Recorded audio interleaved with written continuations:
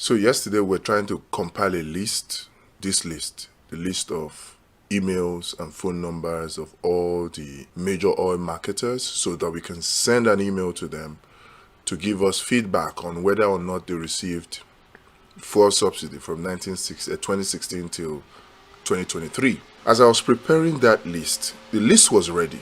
In fact, we have drafted the email, just about sending the email when I got a message from a friend of mine.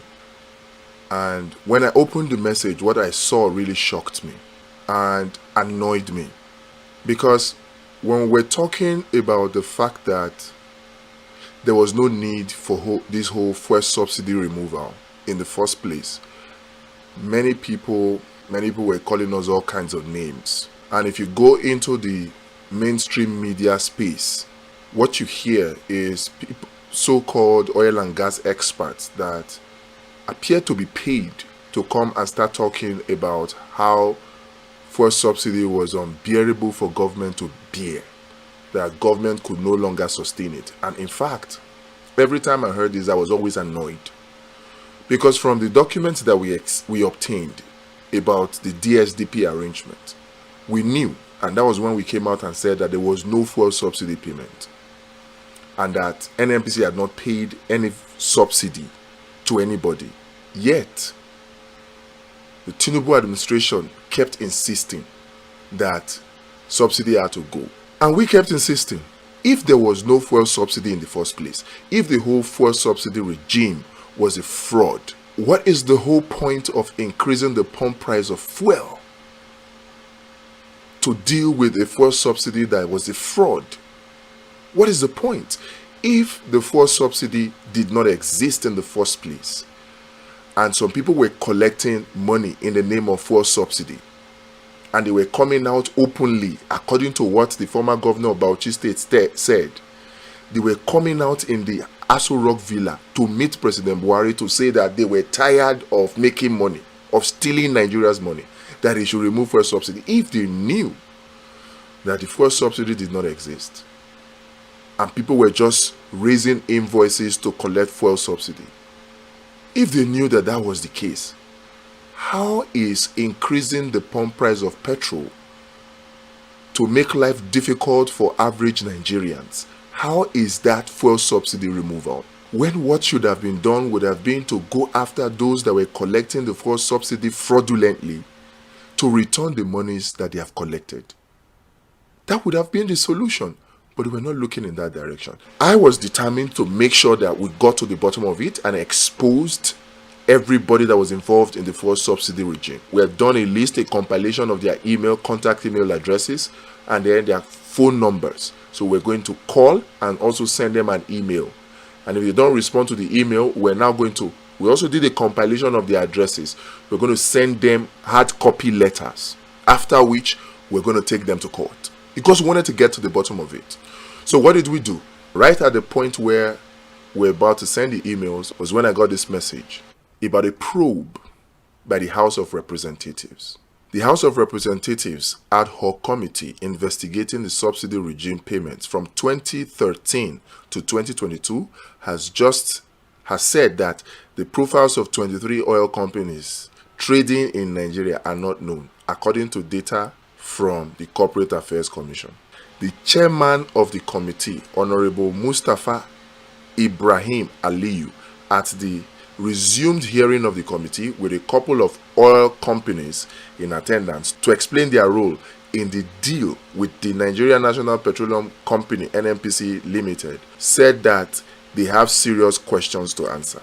Aliyu, who read the list containing the names of the individual companies, explains that a communication from the Corporate Affairs Commission, CAC, on the request of the committee came back without any information on the affected companies. At the bottom of that document was a statement that was shocking to me and annoying to me.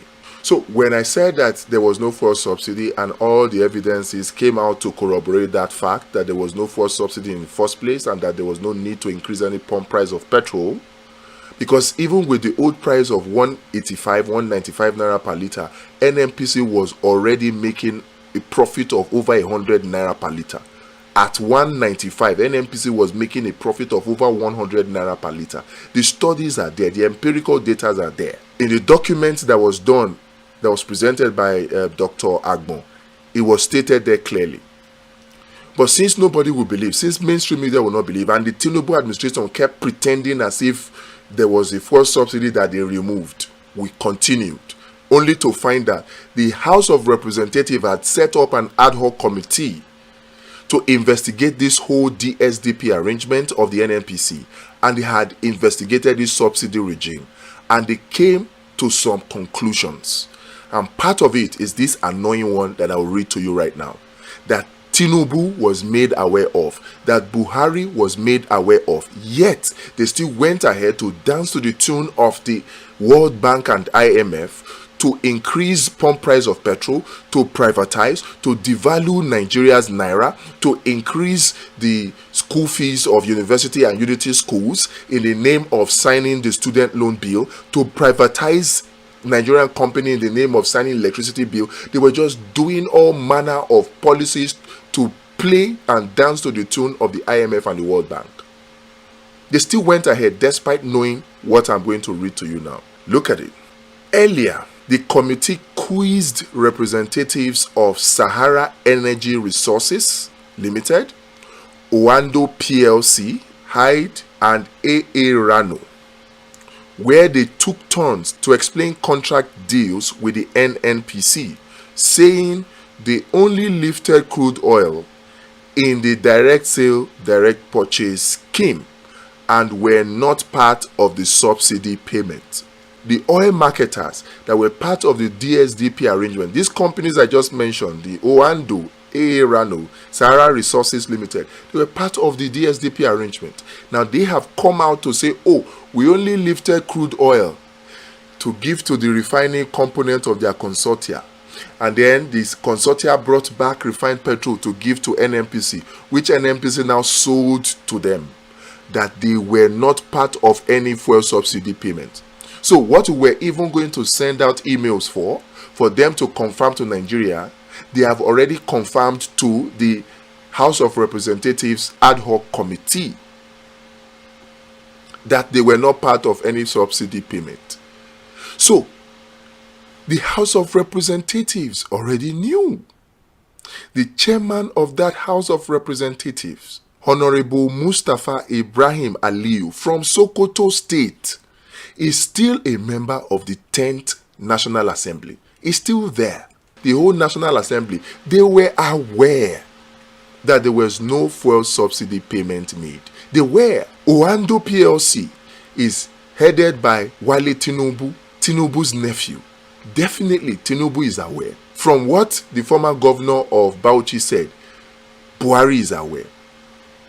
So, Buhari is aware, Tinubu is aware, and they still chose to increase the pump price of petrol in the name of fuel subsidy removal that did not exist. How wicked can a person be? How wicked can a government be? How wicked? Tinubu knew that there was no fuel subsidy made. Tinubu knew. APC knew.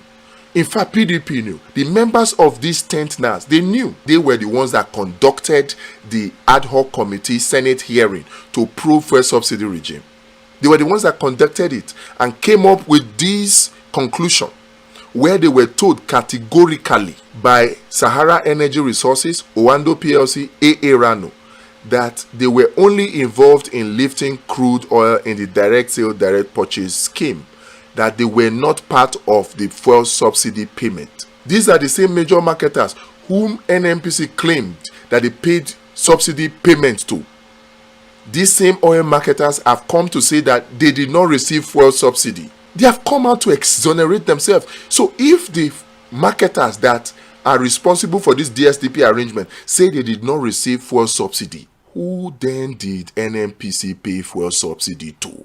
Who then did the federal government pay those 4.2 trillion in 2022, the 3 trillion in 6 months of 2023, the 3 trillion of 2021, and the 1 trillion of 2020? Who did they pay those monies to? And rather than go after the people who fraudulently collected those money, the Tinubu administration thought it best to punish Nigerians by increasing the price of petrol just to please the IMF and the World Bank, making Nigerians go through untold hardship, unnecessary hardship.